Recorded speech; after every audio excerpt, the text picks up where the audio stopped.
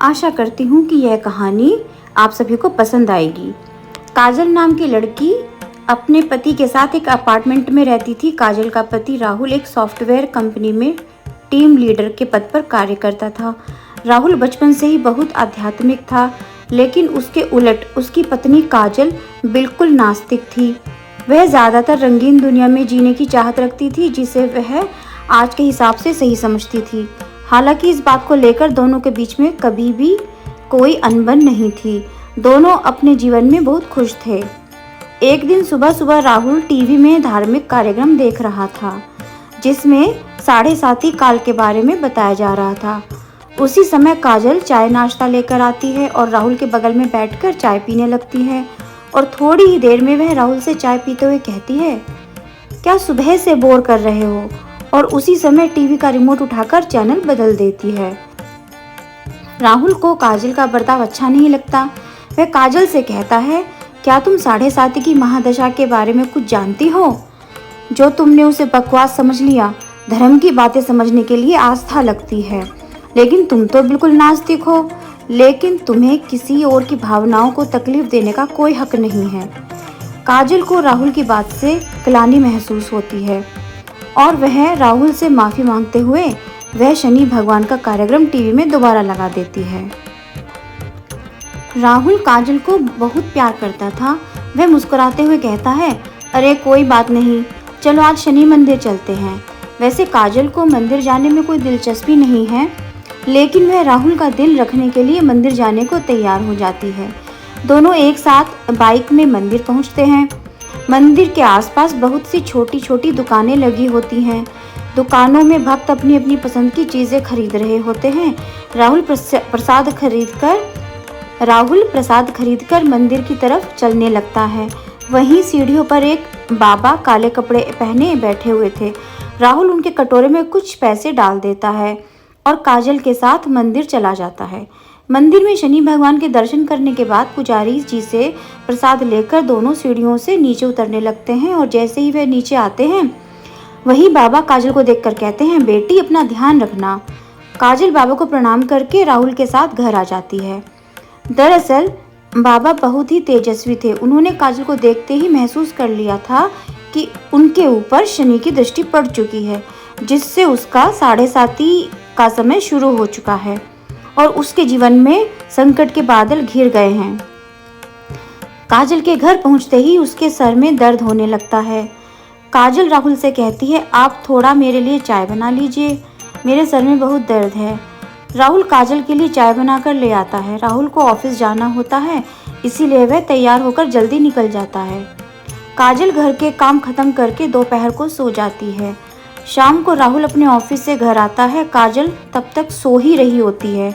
राहुल काफ़ी देर तक दरवाज़ा खटखटाता है, लेकिन काजल गहरी नींद में थी। उसे दरवाजे में किसी की आहट सुनाई नहीं दे रही थी।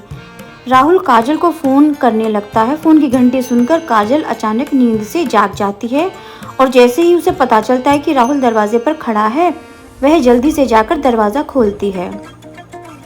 राहुल काजल से प्यार से पूछता है, क्या कर रही थी? इतना टाइम क्यों लग गया?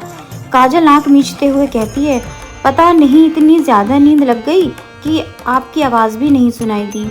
राहुल अपना सामान रखकर बाथरूम में फ्रेश होने चला जाता है। उसी समय राहुल के मोबाइल में एक मैसेज आता है। काजल की अचानक उस पर नज़र पड़ती है। उसमें दिल के निशान के साथ प्यार भरा संदेश दिखाई देता है। मैसेज देखते ही काजल के रोम रोम में आग लग जाती है, क्योंकि वह भी अपने पति से बहुत प्यार करती थी। और यदि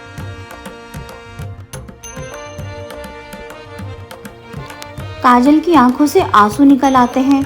उसी समय राहुल बाथरूम से बाहर निकल आता है। काजल तुरंत उसका फ़ोन रख देती है और अपने आप को काबू में करके अपने कमरे में चली जाती है। वह सोच रही थी कि अगर राहुल उसे खुद ही इस मैसेज के बारे में बताएगा तो ठीक है, नहीं तो वह इसके बारे में कभी बात नहीं करेगी, उसकी ज़िंदगी से हट जाएगी। दोनों के प्यार को मानो ग्रहण लग चुका था। 7:30 काल ने काजल को अपनी गिरफ्त में ले लिया था। काजल का स्वभाव बदलने लगा था। वह अपने पति पर शक करने लगती है, जिसके चलते उसके रिश्ते में दरार आ चुकी थी। कुछ दिनों के अंदर दोनों के बीच में झगड़े होने शुरू हो जाते हैं। राहुल काजल को समझाने की बहुत कोशिश करता है, लेकिन काजल के दिमाग में वही मैसेज घूम रहा होता है।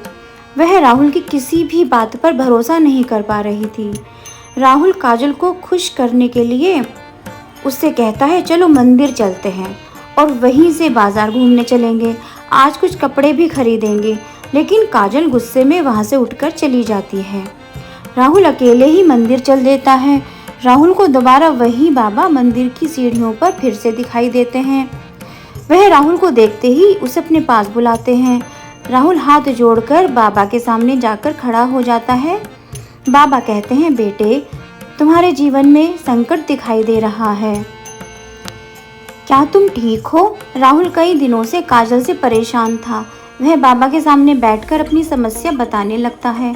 हालांकि बाबा काजल के साढ़े साथी योग के बारे में पहले से ही परिचित थे, इसीलिए वह राहुल को काजल के ऊपर आए हुए संकट के बारे में बता देते हैं और कष्ट से मुक्ति के लिए उपाय बताते हुए कहते हैं कि तुम्हारी पत्नी को शनि भगवान की विशेष पूजा करनी होगी, जिसके बाद वह सामान्य स्थिति में आ जाएगी। राहुल भगवान का दर्शन करने के बाद घर पहुंचते ही काजल से कहता है, आज मंदिर में वही बाबा जी मिले थे, उन्होंने बताया कि तुम्हारी साढ़े साथी का योग चल रहा है, इसलिए तुम्हारे जीवन में चिंता बनी रहती है। तुम शनि भगवान की पूजा करो, उससे सब ठीक हो जाएगा। काजल अचानक राहुल से कहती है कि मेरी समस्या की वजह तुम हो। राहुल पूछता है कैसे, लेकिन राहुल काजल को इस बात पर जोर देते हुए कहता है कि हर शनिवार को तुम शनि भगवान की पूजा शुरू कर दो। लेकिन काजल राहुल को मना कर देती है और गुस्से में कहती है, तुम मुझे किसी काम के लिए मजबूर मत करो, मैं इन सब बातों पर विश्वास नहीं करती। राहुल को समझ में नहीं आ रहा था कि वह अपनी पत्नी को शनि के प्रकोप से कैसे बचाए। वह दोबारा मंदिर की तरफ जाता है और बाबा को ढूंढने लगता है, लेकिन बाबा वहां से जा चुके होते हैं और अब वह अगले हफ्ते यानी अगले शनिवार ही यहाँ आएंगे।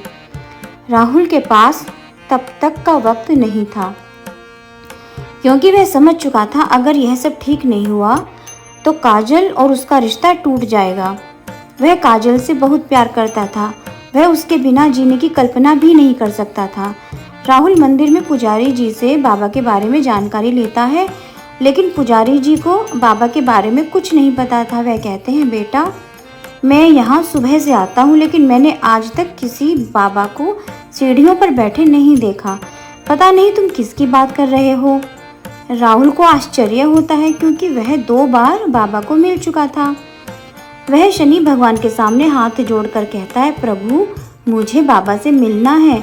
और इतना कहते ही राहुल मंदिर से नीचे उतरने लगता है। अचानक सीढ़ियों में उसके सामने वही बाबा जी प्रकट हो जाते हैं और उसे एक शनि भगवान की मूर्ति देते हैं और कहते हैं, इसे अपने घर में रख लेना और इन्हें तेल से स्नान कराना, तुम्हारा कल्याण होगा। और इतना कहते ही बाबा अचानक राहुल के सामने से ओझल हो जाते हैं। राहुल को समझ आ जाता है कि यह कोई साधारण बाबा नहीं, बल्कि तेजस्वी आत्मा है। राहुल अपने घर पहुंचकर शनि भगवान की मूर्ति स्थापित कर देता है। राहुल जैसे ही उस मूर्ति को तेल से स्नान कराने लगता है, काजल पीछे से आकर जोर जोर से चिल्लाने लगती है और कहती है, खुद चरित्रहीन होकर ये ढोंग मत करो, अपनी गलती छुपाने के लिए तुम शनि भगवान का सहारा ले रहे हो। अपने आप को आईने में देखो तो पता चलेगा कि तुम कितने घटिया इंसान हो। काजल की इतनी अभद्र बातें सुनते ही राहुल के पैरों तले जमीन खिसक जाती है। उसने उम्मीद भी नहीं की थी कि काजल उससे कभी इस लहजे में बात करेगी।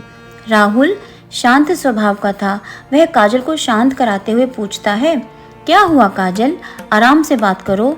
काजल तुरंत उसका मोबाइल लेकर वही मैसेज उसके सामने रख देती है। राहुल काजल से पूछता है, यह क्या है?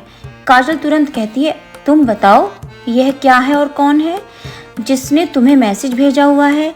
राहुल काजल की बात सुनकर मुस्कुराने लगता है और कहता है, अरे पागल, यह मैसेज उस लड़की ने मुझे नहीं भेजा था, बल्कि कंपनी में काम कर रहे मेरे टीम के एक लड़के ने उस लड़की को भेजा था और उस लड़की ने मुझसे उसकी शिकायत करने के लिए यह मैसेज मुझे फॉरवर्ड कर दिया था।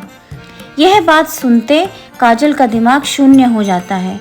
उसे कुछ समझ नहीं आता। वह ज़मीन पर बेसुध होकर बैठ जाती है।